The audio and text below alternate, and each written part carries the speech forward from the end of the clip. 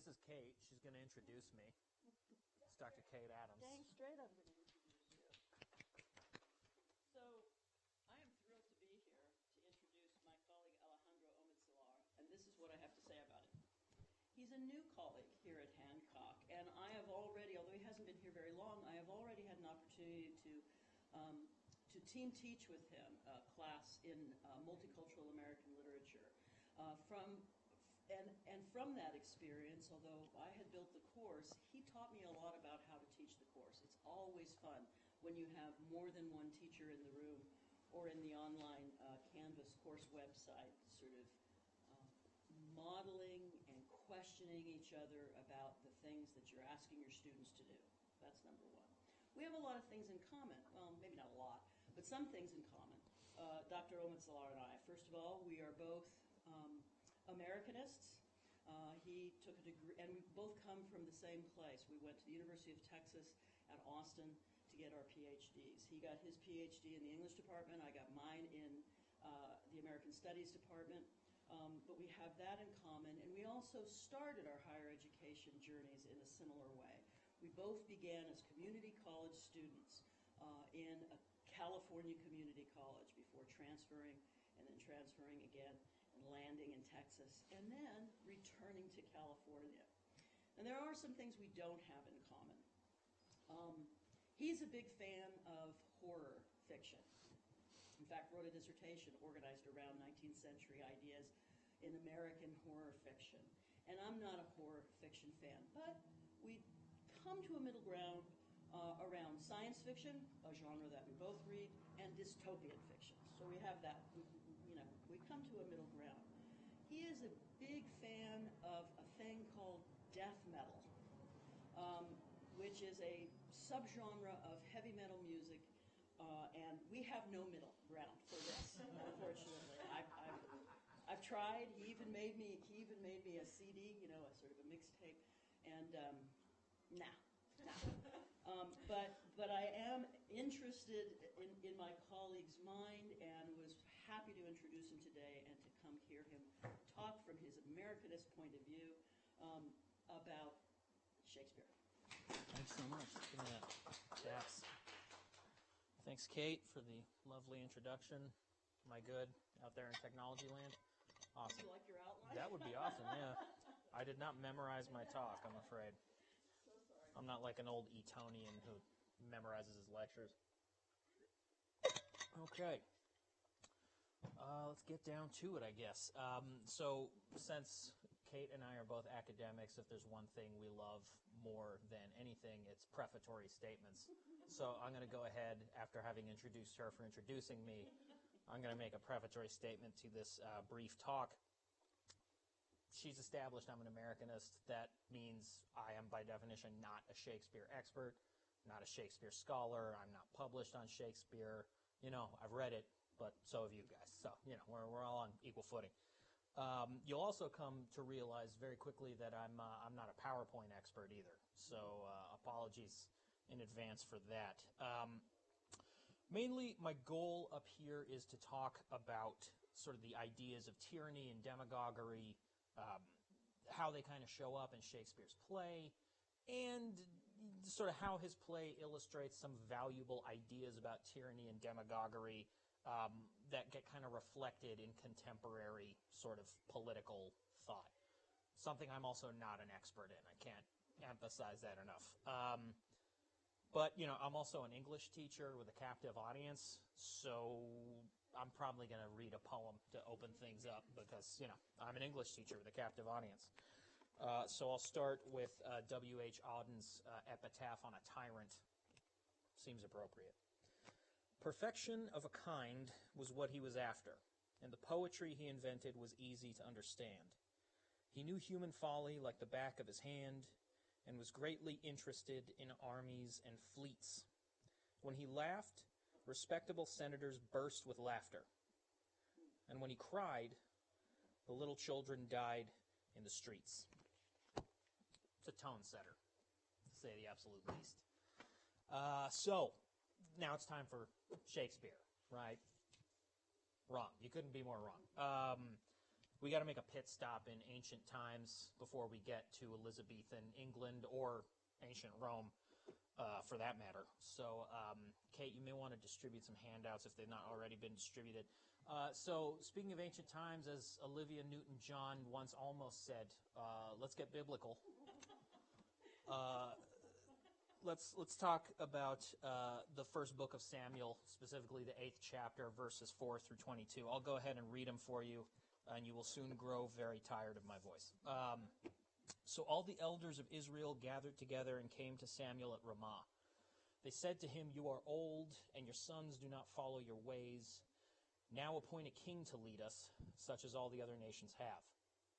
But when they said, "Give us a king to lead us," this displeased Samuel. So he prayed to the Lord. And the Lord told him, "Listen to all that the people are saying to you. It is not you they have rejected, but they have rejected me as their king, as they have done from the day I brought them up out of Egypt until this day, forsaking me and serving other gods, so they are doing to you. Now listen to them, but warn them solemnly and let them know what the king who will reign over them will claim as his rights." Samuel told all the words of the Lord to the people who were asking him for a king. He said, "This is what the king who will reign over you will claim as his rights. He'll take your sons and make them serve with his chariots and horses, and they will run in front of his chariots. Some he will assign to be commanders of thousands and commanders of 50s, and others to plow his ground and reap his harvest, and still others to make weapons of war and equipment for his chariots." They really loved chariots back then. "He'll take your daughters to be perfumers and cooks and bakers. He'll take the best of your fields and vineyards and olive groves and give them to his attendants. He'll take a tenth of your grain and of your vintage and give it to his officials and attendants. Your male and female servants and the best of your cattle and donkeys he'll take for his own use. He will take a tenth of your flocks, and you yourselves will become his slaves. When that day come, you will cry out for relief from the king you have chosen, but the Lord will not answer you on that day." But the people refused to listen to Samuel. "No," they said, "we want a king over us. Then we'll be like all other nations, with a king to lead us and go out before us and fight our battles." When Samuel heard all that the people said, he repeated it before the Lord. The Lord answered, "Listen to them and give them a king." Who's to say the Almighty isn't passive-aggressive? So why do they want a king? I mean, having like a central figurehead is a huge morale boost. I think we can all agree. So this sort of, if we're getting more specific, it's a jolt of authenticity to a stateless people who for too long have been rendered sort of less than human by circumstance.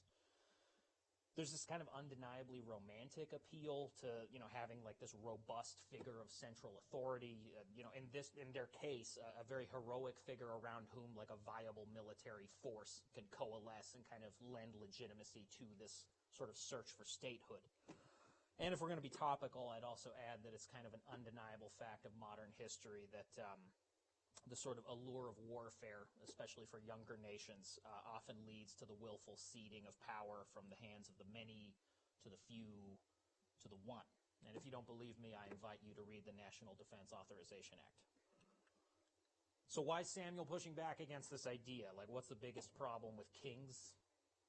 The king, by definition, is a hair's breadth from being a tyrant. Let's say that, even if the first king you pick is top shelf, right? Like, this is the guy. He's going to do the job. He cares about the people. He cares about the nation. What are the odds that his kids are going to do as good a job? Now, what about their kids? And then their kids? Eventually, you're sort of skidding towards very dangerous territory very quickly. And because I'm, already tired of my own original thought, if that's what you want to call it, I'll pivot from the Bible to quote Ta-Nehisi Coates, because he put it best. He said in 8 years in power, he asked this question: "What people anywhere on this earth has ever, out of strong moral feeling, ceded power?" So this play that we're eventually, emphasis on eventually, going to talk about has to do with power, and it's often messy transitions. But first, gotta love a prefatory statement. Let's talk about some Shakespearean and Roman historical context, right? That's what you're here for on a Thursday afternoon with the sort of allure of cake just beyond this. This play is about the failure of a republic. Interestingly enough, it's about the failure of a republic, but it's a play written by someone who was living in an arguably non-tyrannical monarchy. Granted, monarchy is by its very nature sort of repugnant to us as Americans. I'm certainly not cutting the English any slack for, the various efforts they made to remake the face of the world, or, inspiring us to do the same. That old, drug PSA. I learned it from watching you, Dad, that whole thing. But as monarchs go, Elizabeth, the people under Elizabeth could certainly have been worse off. They could have been under worse leadership. So let me pivot to the Romans for a second here. You all probably know this, but it bears repeating. Rome started out for its first century and a half as a conventional kingdom. And the final leader of that conventional kingdom was a guy named Tarquin the Proud. And if you slap the Proud after your name, I mean, you're kind of asking for, someone to come along and rub your face in the dirt. So, in 510 BC, this guy named Lucius Junius Brutus decides exactly that that's what he's going to do. He leads an uprising and transforms Rome from this monarchy into a republic. It's all well and good until 44 BCE rolls around, and a group of guys, including a descendant of the aforementioned Brutus, named for his ancestor, they come up on Julius Caesar, they crowd him, and they force him to do a startlingly accurate impression of a pincushion. 2 years on, Octavius Caesar, better known as Augustus, who is the adopted son and heir of Julius Caesar, becomes emperor, ushering in the imperial age, which leads to the Roman things that we all know and love. You got your Caligulas, you got your decadence that kind of hits some grotesque pinnacle that sort of sends you sliding into this inevitable decline. Fellini's Satyricon, for those of you who aren't aware, great movie, you should totally see it. Make sure there's no kids in the room. And once that sort of decline hits, you meet these extremely ripped barbarians who don't skip leg day at the gates of Rome in 410 AD. Western Rome, anyway, but I'm not here to talk about Byzantium because we don't have the time.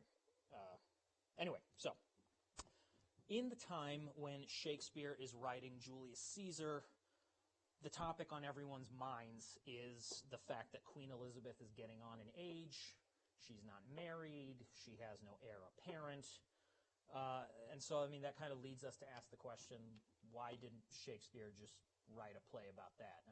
We've seen things like Game Change or The Looming Tower. If there's anything we as a society love, it's entertainment that's ripped from the headlines. Well, the fun fact of the matter is using contemporary political figures in theater was illegal at the time. I'm sure y'all were already aware of that, but in case you didn't know, Shakespeare had to get every last word that he wrote approved by a government functionary called the Master of Revels. And this Master of Revels, which is a pretty cool name for a pretty shitty job, he could demand changes to his script, or he could even just outright ban the script if he thought it was, not heretical, but dangerous, too hot for TV, as it were. And even if it were approved, this hypothetical Elizabethan set political drama, which it wouldn't have been, let's be clear, it wouldn't have been, a play about anxieties of succession and power transfers and things like that, featuring prominent, Elizabethan figures, would have been box office poison. If we want to think a little further back in English history, at this point in time, or rather, in the Elizabethan era, for people who are kind of getting anxious about her age and her lack of a child, the last point in English history when there was confusion and concern about succession, it bloomed from confusion and concern into multiple decades of civil war, aka the War of the Roses, or Wars of the Roses, plural. Inspiration for Game of Thrones, so, shout out to all the Red Wedding guests out there. So then why, the question is begged, did Shakespeare set this play in Rome, of all places? And the answer there is fairly simple. Roman literature, Roman culture writ large was hugely important and popular at this point in English history. Writers like Cicero and Plutarch were not only hugely important and well known to the educated public, going back to my initial point about Elizabeth, an educated public that was expanding under her rule and under her policies. Even someone like Shakespeare, the son of a glove maker, as so many Shakespeare skeptics will, tell you, had what was just called a grammar school education. But having a grammar school education back then meant you spent an awful lot of time reading, memorizing, and talking about various works in Latin by Roman authors. And it's not that hard to imagine that the extra imaginative son of a glove maker was having his sort of brain fired up by Plutarch's biographies of Caesar and Brutus and Mark Antony. So now that I've kind of whipped this historical context horse to death, let's get to some questions that I think sort of animate the play, or at least give it this sort of lasting kind of impression. The first is pretty straightforward and pretty simple. Who should wield power, the individual or the group? It's followed by a pair of also fairly straightforward questions. Can we justly use violence to, restore our governmental systems? And then the sort of natural follow-up to that question, once violence enters the political sphere, can order ever meaningfully be restored? Or have we kind of, let a genie out of a bottle that we can't stuff back in? I like to call that the Beetlejuice effect. And I also just said his name, so, here's hoping I don't come back to that effect. Finally, sort of what is the precise nature of tyranny? These are the sorts of questions that, again, kind of linger through the play. And, going back to this idea of violence, I want to be clear, English teacher, not a political scientist or anything like that. I defer to the expertise of my colleagues in those areas. But it is a cornerstone of, current political thought that, legitimate government is sort of constituted by the fact that citizens tacitly agree to the fact that the government, the state, has a monopoly on the use of force to achieve political ends. I'm thinking here of the fact that our taxes fund, police forces, they fund prisons, they fund or partially fund a, military machine that is bigger than any sort of machine of similar make in existence.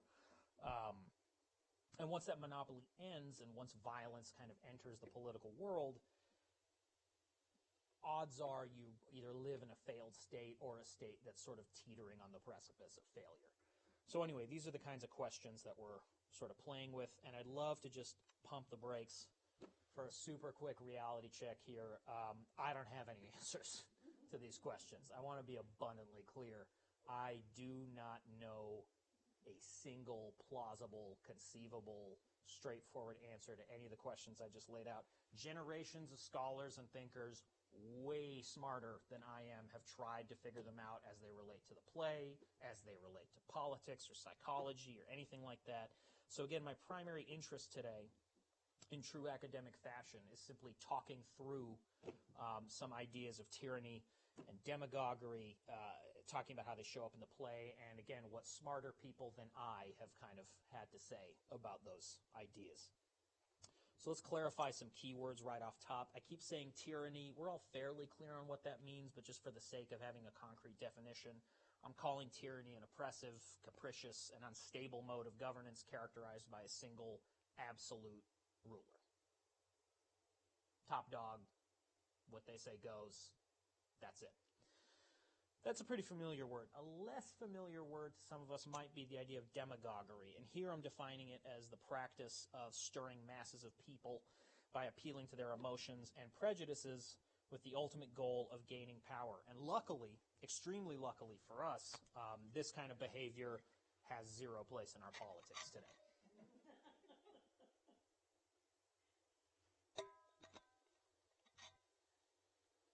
That's good water.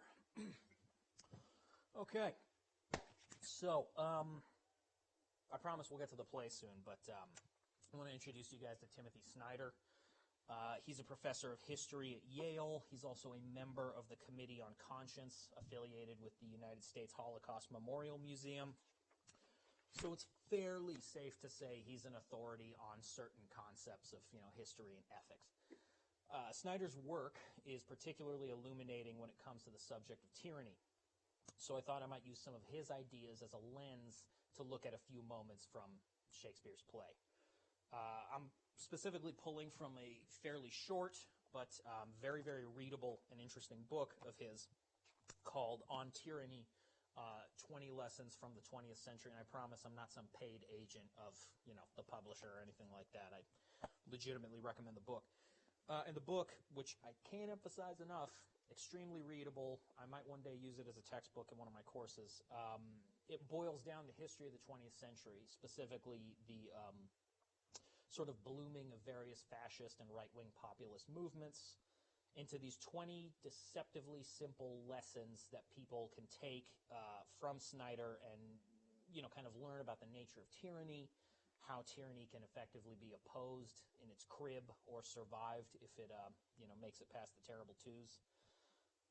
In his introduction, Snyder tells us, and I quote, that history can familiarize and it can warn. So throughout the book, he liberally quotes from poets and authors and playwrights, Shakespeare included. So I think it's safe for us to assume that literature, too, can familiarize and warn in its way. Oh my God, we finally made it to the play. It was touch and go there for a second. I don't know if we were going to make it. Okay. Awesome. So, a tiny bit of summary before I show y'all a clip from our friends at the Royal Shakespeare Company.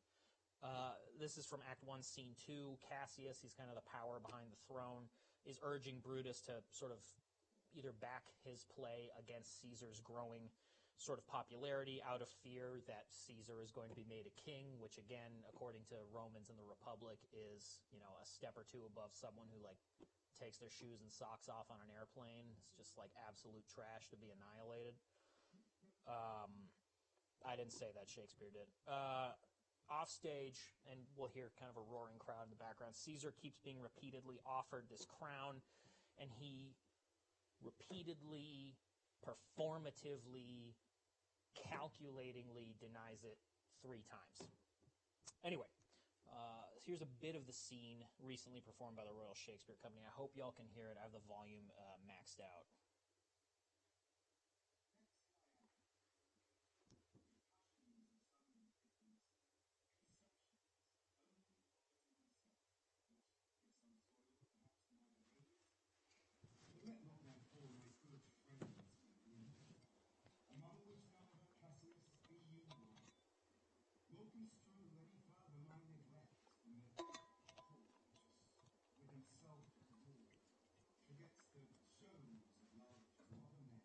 Brutus, I have much mistook your passion, by means whereof this breast of mine buried thoughts of great value. Worldly cogitations. Tell me, good Brutus, can you see your fate? No, Cassius, for the eye sees not itself, but by reflection ye by some other thing. It is just, it is very much lamented, Brutus, that you have no such mirrors as will turn your hidden worthiness into your eyes, that you might see your shadow. I have heard where many of the best respect in Rome, except the immortal Caesar, speaking of Brutus, groaning underneath this age's yoke, have wished that noble Brutus had his eyes. Into what dangers would you lead me, Cassius, that would have me seek into myself that which is not in me? And since you know you cannot see yourself so well as by reflection, I, your class, will modestly discover to yourself that of yourself which you yet know not of. All right, so there's a goofy little logo for us to enjoy. Brutus is, by this point in the play, already nervous. We can judge from the nature of his remarks to Cassius. If we, again, dip into the realm of history, we know that Brutus was actually a supporter of, some people say Pompey, some people say Pompey. I'm not sure which, and again, can't emphasize enough, not a historian. I don't really know. But the point is, that Pompey was the other dictatorial threat that Caesar was given, vested with power to oppose. And Brutus, interestingly enough, was very nearly put to the sword for his support of the other guy until Caesar personally intervened and sort of brought him in as a friend, colleague, and kind of trusted confidant and advisor. And there's fewer characters in literary history, I'd wager, who have a more sort of mixed legacy than Brutus does. Dante put him in Satan's central mouth. Satan had 3 of them in Dante's Inferno. And he's being eternally masticated and chewed for his betrayal of Caesar, which is, we can all agree, pretty brutal. But then Jonathan Swift made him this kind of like ghostly font of wisdom and like paragon of virtue and manliness in Gulliver's Travels. So, depending on which one you prefer, you've got sort of different flavors of Brutus to sort of pick from. One might even say... Can I ask one question about your slide? Sure, I don't know if I know the answer. Make eye contact in small text. Yes. Is that from Snyder? Oh, I'm getting there. Yeah, I promise you. Yeah. It's all right. But so, like, one might even say in this moment that Brutus actually demonstrates some fairly admirable or desirable qualities in a leader. If we stop and think about the fact that he has a clear and understandable fear of the mantle of leadership. He respects the office. He takes it seriously. It's certainly not a stunt to promote any chain of, failed businesses, for instance. There's a healthy sense of doubt. An awareness of his own failings. Not only that, but there's this willingness to self-criticize. This willingness to listen to other perspectives and stop and really consider whether or not he's the right guy for the job. Later in that scene, another friend of theirs, Casca, rolls up, and he's describing the crowd because he was witnessing the sort of scene outside. And he refers to the crowd as the rabble in less than flattering terms. And he says at one point, quote, "They uttered such a deal of stinking breath because Caesar refused the crown." That's from Act 1, Scene 2, lines 256 and 258, if you brought your book along. So granted, social interactions between classes in Casca's Rome or Shakespeare's England were markedly different from the state of things in America today, which brings us to Snyder's lesson 12. Make eye contact and small talk. Now, that sounds like something you would be told by, your gym teacher at a middle school dance or something like that. But what Snyder's sort of enjoining us to remember here with Lesson 12 is not to make the same mistakes that the liberators made in this play. Specifically, they sort of kept among themselves and they allowed their perspectives to become warped and insular as a product of that keeping to themselves. He writes, and I'm quoting Snyder here, "In the most dangerous of times, those who escape and survive generally know people whom they can trust. Having old friends is the politics of last resort, and making new ones is the first step toward change." Brutus doesn't seem in this play, it's one of his failings, to have any actual love for the people of the Republic that he's willing to kill for. He's making this fatal mistake that Snyder's warning us against. He believes that intentions matter more than tactics. He thinks that foregoing true coalition building in favor of depending on a group of parochial, like-minded people can foster true social and political change. So both Shakespeare and Snyder seem to be kind of warning their respective audiences, do not fall prey to the echo chamber, because that is a certain way for power to sort of accumulate in the wrong hands while people argue amongst themselves over things that don't ultimately matter. And I hit the wrong button, true to form. Let's talk about this. This is from later in that scene. Keep in mind, as the play begins, Caesar is hot off of a chain of military victories. Not only that, he's known for extremely generous acts of public charity. There could, in theory, be worse people to unquestioningly support than the most popular guy in town who, again, regularly throws out money and gifts to whoever wants them and has personally led the military to victory against enemies of your republic. Which brings us to this line. So Caesar is telling us, "Let me have men about me that are fat, sleek-headed men, and such as sleep o' nights. Yond Cassius has a lean and hungry look. He thinks too much. Such men are dangerous." So with these words, our good friend Caesar is making the very idea of individual will or the act of query seditious, bringing us to another valuable lesson that Snyder is imparting. That's why he made it number 1. Don't obey in advance. Snyder calls this behavior anticipatory obedience. It's the behavior, again, of adapting instinctively to major social change without reflection about the new situation. He writes, and I'm quoting again, "A citizen who adapts in this way is teaching power what it can do." Probably not the best lesson to teach. So again, we're in very upbeat, sort of positive territory here. And it's only going to get better moving forward. So later, in the play, there's Kieran Foy, who portrayed Caesar in the 2 seasons of HBO's extremely underrated Rome. So, shout out to that series. Good stuff. Again, make sure there aren't any kids in the room. Anyway, on the pretense of sort of seeking mercy for Cimber, who's this recent exile, the conspirators get together and, they're trying to move Caesar, but instead of getting any reason, they get the following spiel from him. And he says, "I could be well moved if I were as you. If I could pray to move, prayers would move me. But I am constant as the North Star, of whose true fixed and resting quality there is no fellow in the firmament." It's bracing stuff from the mouth of a very stable genius, I'd wager. Which brings us to another lesson from Snyder. Believe in truth. Snyder makes it very, very clear in this section of his book, and he's not the only person to say this, obviously, but he does so in a way that's very succinct and memorable. There's sort of 4 stages it's this fundamental brick in the wall of totalitarianism that the concept of truth is evacuated of any meaning or significance or power. The first stage in that death is a hostility to verifiable data and objective facts. Again, totally unfamiliar to us for sure.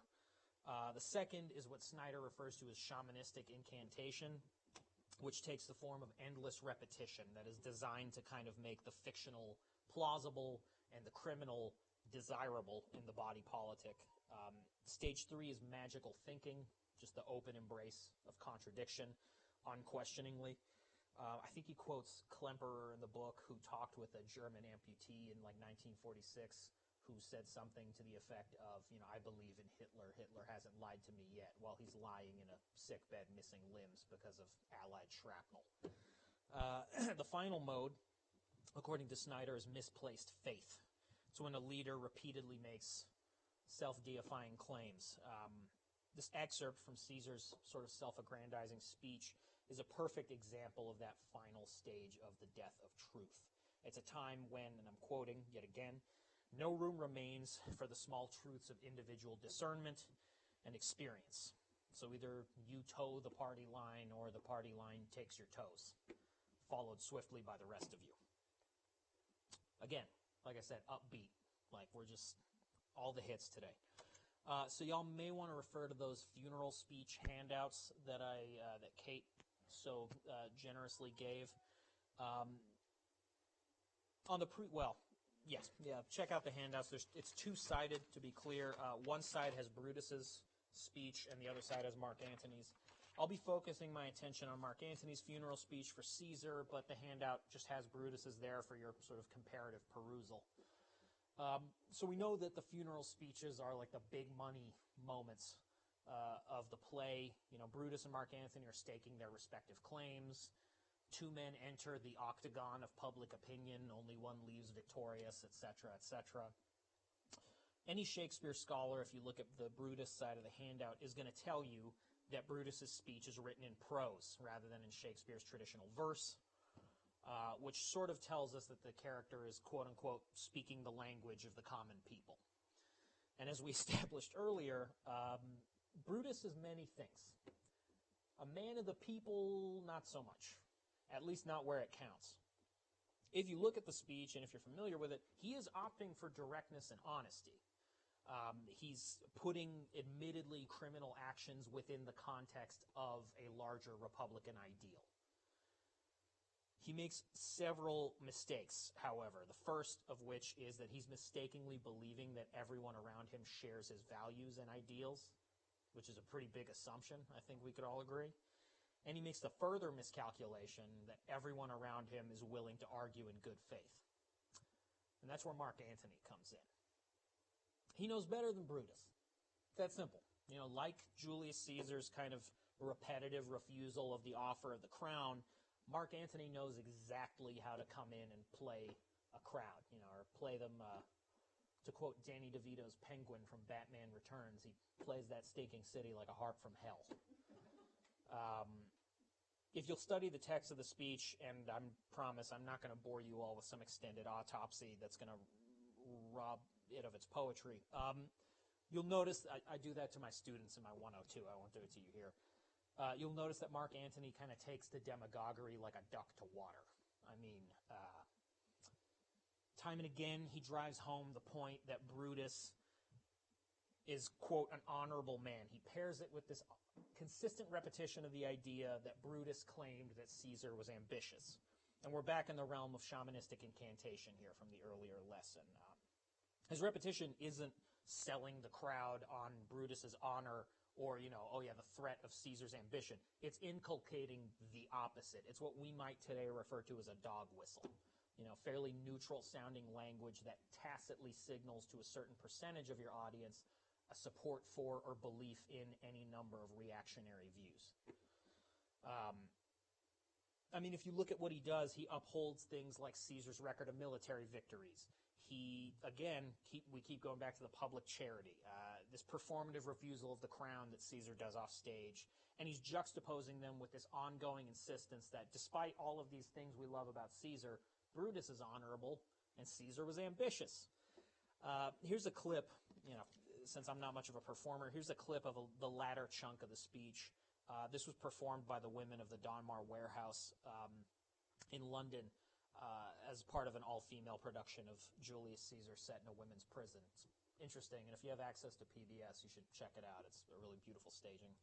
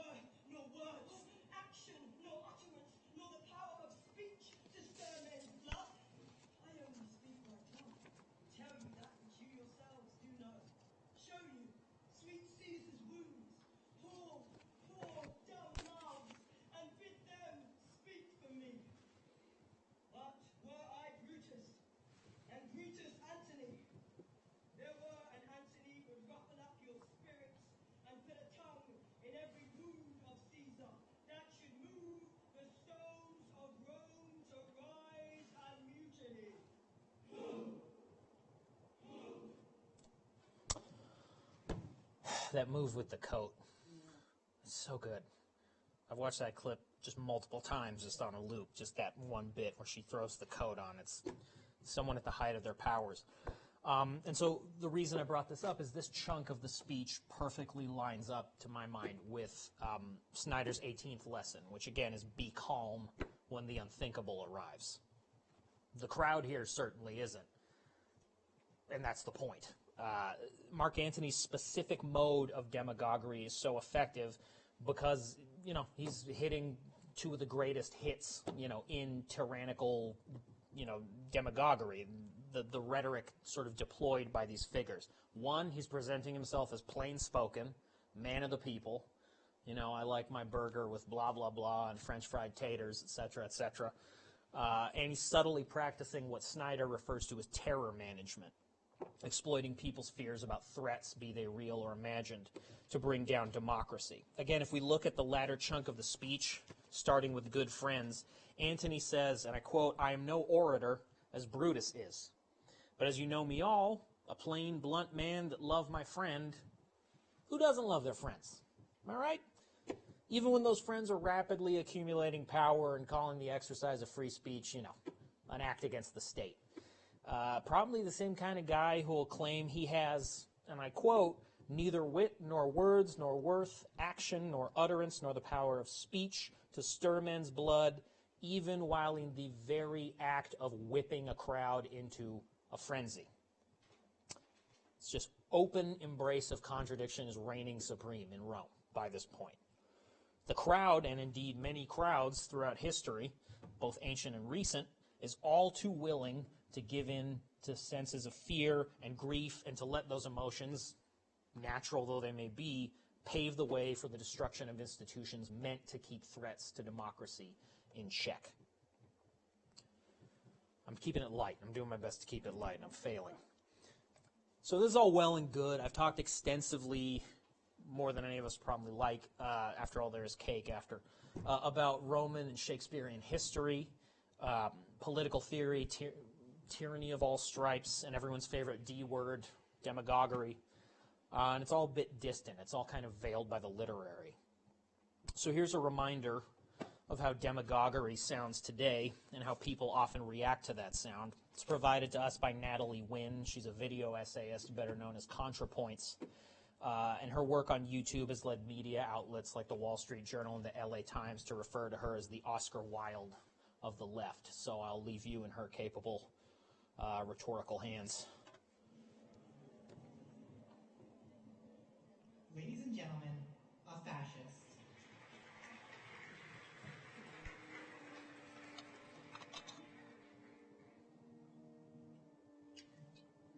My fellow Americans, a war is about to be waged between everything you love and everything you hate. Our very right to exist as a people is under attack. Foreign invaders, disguised as immigrants and refugees, are being imported to our lands by a cabal of globalist elites. And if we don't stop it soon, the result will be rape, chaos, and the end of civilization as we know it. I want you to imagine the faces of your wives and children. Picture their pure, white, innocent faces. Now, watch as those same wives are violated, those same children dashed to pieces under the black boots of the Third World Horde. Does that thought fill you with rage? Good. We must be prepared to fight. To fight for our children, and for our nation, and for our history, and for our culture.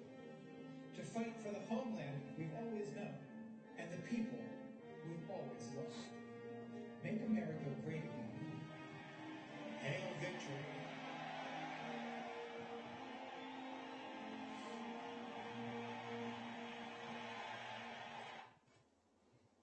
Again, can't express enough how light I'm trying to keep it and how much I'm failing right now. So, given that that was a nice little reminder of what sort of contemporary demagoguery might sound like, and I still have a captive audience, and I remain an English teacher, I thought this sort of is how we might remember the threats posed by such rhetoric, by such figures. I'm going to read you another poem. You know what's about to happen.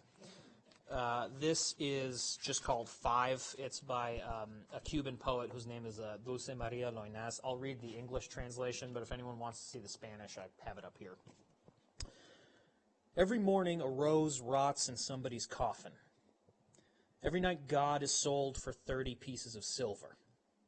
And you complain of betrayal when it bites into your side, of mud when it splatters your face. You, who want to love without darkness and without toil. Pray tell, is your love greater than a rose? Or is it greater than God? Loinaz lived in relative seclusion and isolation in her Havana home. She didn't get on too well with the Castro regime. But I think it was around her 90th year she won, I think it was the Cervantes Prize, which has been given to people like Jorge Luis Borges or Octavio Paz and like some other big name Spanish language writers. And so that led to the publication of her collected poems called Absolute Solitude. Strong recommendation. Anyway, Loinaz sort of put it way better than I ever could. I mean, what I think that poem is sort of speaking to is trying to urge people to never fall for that it could never happen here shtick. Be vigilant. Uphold your institutions instead of assuming they're too powerful or too big to fail. Look to your neighbors and friends because you might well need them in times to come. And there's a word that I haven't used, even though it often comes up in the context of tyranny and demagoguery, or it sort of butts up against them, depending on who you're talking to. And that word is the idea of a patriot or patriotism. And being a patriot, to my mind, or as I understand Shakespeare and Snyder and Loynaz and their like sort of talking about it, doesn't mean unconditional love for a country, nor does it mean unconditional love for a leader. It means having clear eyes and clearer standards to which you hold your country and your leaders. And by all means, you know, I'm not saying we shouldn't wish our country and our leaders well. We should. We should want, you know, our country and our leaders to succeed and do well. But more importantly, and I think, you know, the sort of root of patriotism, as Snyder has it in his book and Shakespeare has it in his play, is we should always wish that our country and our leaders can do better. And that's the sort of true duty of what, you know, patriotism requires of people. In any case, there's cake. So why don't we just cut it off there? Thank you so much. Thank you. Appreciate it. To ask questions? Are we doing a Q&A? Are we nixing the... Yeah. Oh, sure. Let's do that. So, first of all... Sorry, there was cake. I got excited. Can I ask a question? I didn't God think, bless. is this consensus by group now? Uh-oh. Well, I'm going to ask a question. First of all, exercising my prerogative as an English teacher, right, I'd like you to read that last poem again, because we still have a captive audience here. Sure. Right? Because it uses words that were noticeably missing from the lecture, and I'd like to talk a little bit about that. Okay. She asked for it, so I'll read it again. English teacher. Yeah. I just want to interrupt you for a second so you see the cake before it gets cut. So it's a long way at the top if you want to rock and roll. Yes. Speaker can see before it gets cut. I support. I co-signed this fully. That's fantastic. Well done. Excellent work of cakery there. Every morning, a rose rots in somebody's coffin. Every night, God is sold for 30 pieces of silver. And you complain of betrayal when it bites into your side, of mud when it splatters your face. You, who want to love without darkness and without toil. Pray tell, is your love greater than a rose, or is it greater than God? Thank you. That was a great lecture. Thank you very much. That just put together so many individual pieces. That was Appreciate it. Thank you. a genius piece of synthesis, man. I really liked it. Made me think all these thoughts. Appreciate it. And one of the thoughts that made me think, early, sort of midpoint in the lecture, you said about Snyder's first lesson is go to bay in advance. Yes. And he talks about the importance of the tyrant using terror management Yeah. to support or to encourage obedience to tyranny. And I couldn't help but think about coronavirus, which is sort of engaging a lot of our attention right now. Sure. And obeying in advance seems to me to be something that my duties as a citizen and my duties as a community member require me, right? So that was my first question. When, are there times when one must obey in advance, even when one feels oneself, sort of slipping, towards a nation state that's maybe more tyrannical than not? And related to that is the word love, which is used in that last poem and is, decidedly missing in any kind of a speech that puts on tyranny up against, Shakespeare's Julius Caesar and then throws contrapoints into the mix, right? And so I wondered if you could comment on either of those, either of those notions, the limitations of the number one lesson of Snyder's work, or the consequences of a worldview. Advance obedience, or that's the first question. Yes. The second question is about, could you talk at all about the consequences of a worldview that elides love while, righteously, explicably sort of fighting tyranny? No pressure. Cool. No pressure. Thanks for the softball question.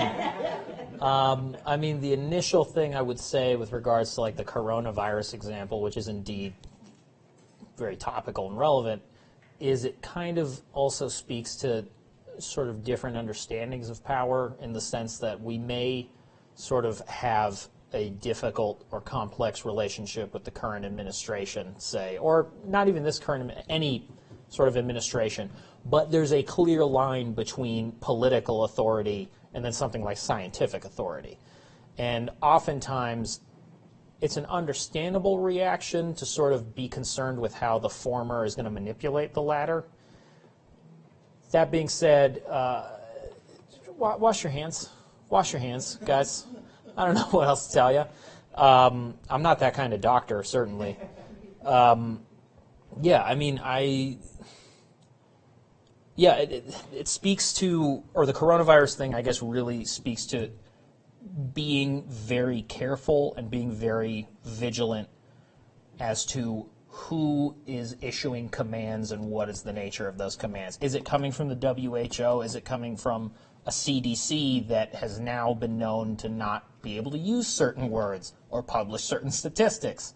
Where, at what point are certain lines being drawn, and what form of authority is on either side of those very dangerous lines? I don't know if that answers your question, but that's... It does. No, go ahead. It does, and it suggests to me that what's his name, Snyder's work, his 20 lessons, are a kind of political hygiene, a political, sort of paying attention to washing your hands. I'd say so. Politically. I was going to make the point that, that love does appear in these lines, but it's a kind of perversion of love, right? It's this use of, it's the abuse of the love of the people, or it's kind of what tyranny manipulates. And what ContraPoints does in the end there, right, exactly. Which is, impersonating a fascist. Right, so, I mean, it's there, but it's a different kind of love, or it's maybe a perversion of love, so. Yeah. Which is maybe the point. And then I'll just say one more thing, because I'm always trying to push Dr. Omid-Salar towards the middle. I don't know why I do that, but I do. The middle of what? Let's not go there. It's a thankless task. Yeah. But the other thing I wanted to say was that obedience is a form of love. When that obedience is offered to one's community, right? I mean, I'm thinking of lesson number 12. Which I can't remember how it goes. Like, look at each other. Make eye contact and small talk. Yeah. Make eye contact and small talk. In actual fact, what I think the best responses we're seeing to coronavirus are local. They are individual groups, not at the federal level. Sometimes not even at the state level, though I think states are doing this.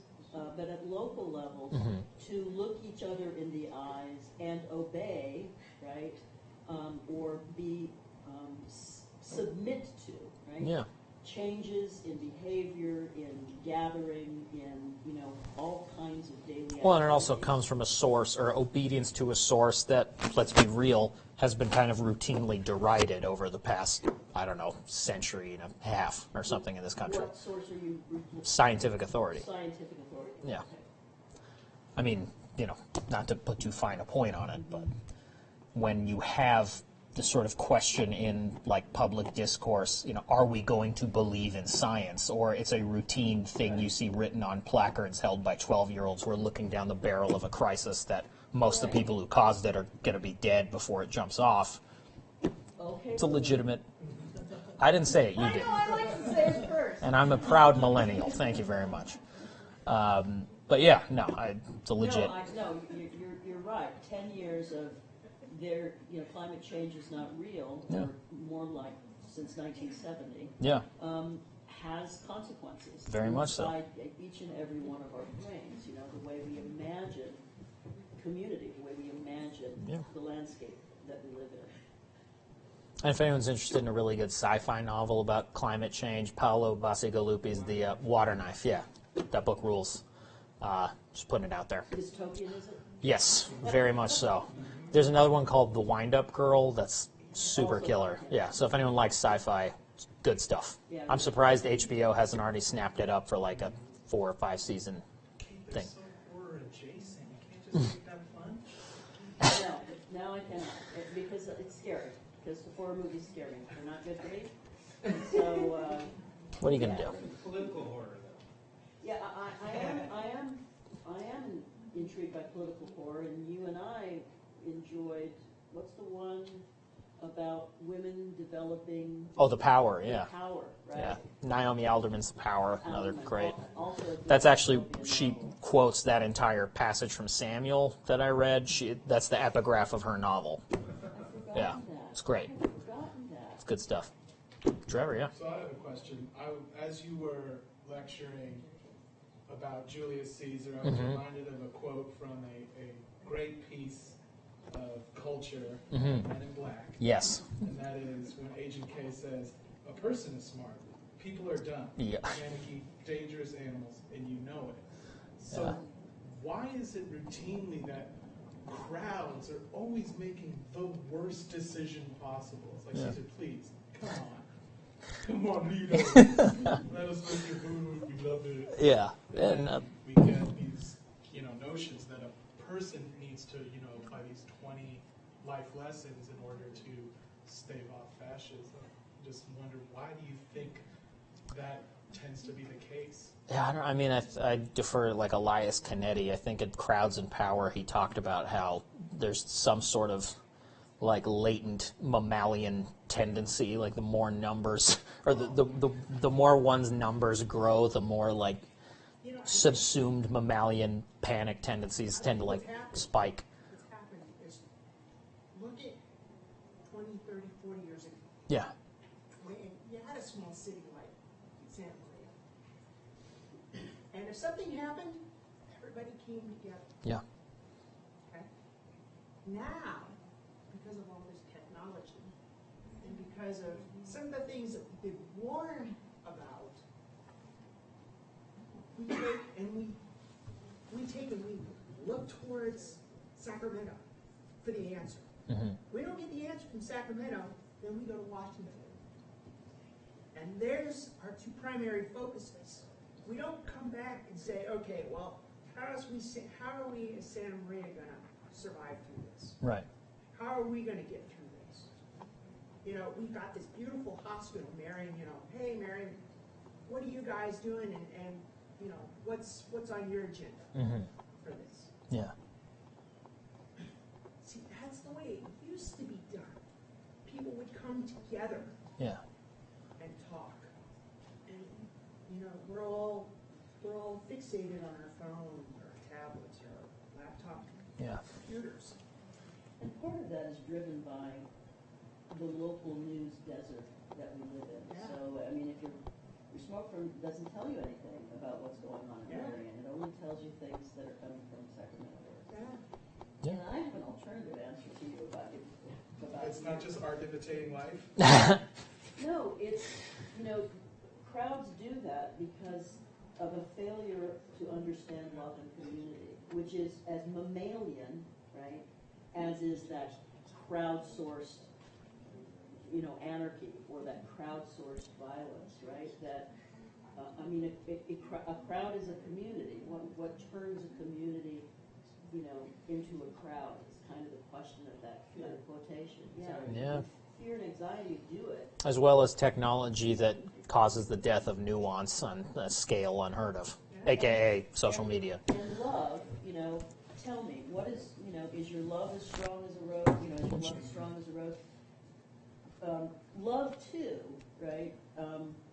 Empathy can, engage and energize a crowd, aka community, just as successfully as can that horrible, but apt language that ContraPoints puts in the mouth of the fascist. Yeah. Or that really, the woman prisoner. Right, Oh, yeah. Speaking Brutus, or excuse me. Yeah, her Mark speaking Antony. Antony's- I forgot that actress's name, but if you have access to PBS, you should see it. that was It's really good. cool. So I anyway, would say, and I think what Jefferson was trying to argue in some of his arguments, but I think education turns crowds into individuals. yeah. So If it's the right kind of education. You Yes. can obviously the subvert love, education. the love of knowledge, the love of curiosity, the desire to be known and to know, right? Because I've got to get love back in there, right, alongside education. But yeah, I would agree with you. Chris Hedges, who's a journalist and Pulitzer Prize winner, has a lot of fantastic work about the kind of, I think it was its second most recent book called Empire of Illusion. That's sort of about the, among other things, the ongoing sort of defunding and denigration of education and its effect on the body politic. Not happy reading. I read his most recent book on an airplane and very nearly was just reduced to like a mess next to an absolute stranger. But worth reading, for sure. I get all my data books from this guy. Yes. See that, yeah. Good stuff. Thank you very much. Thank you guys very much. Appreciate it.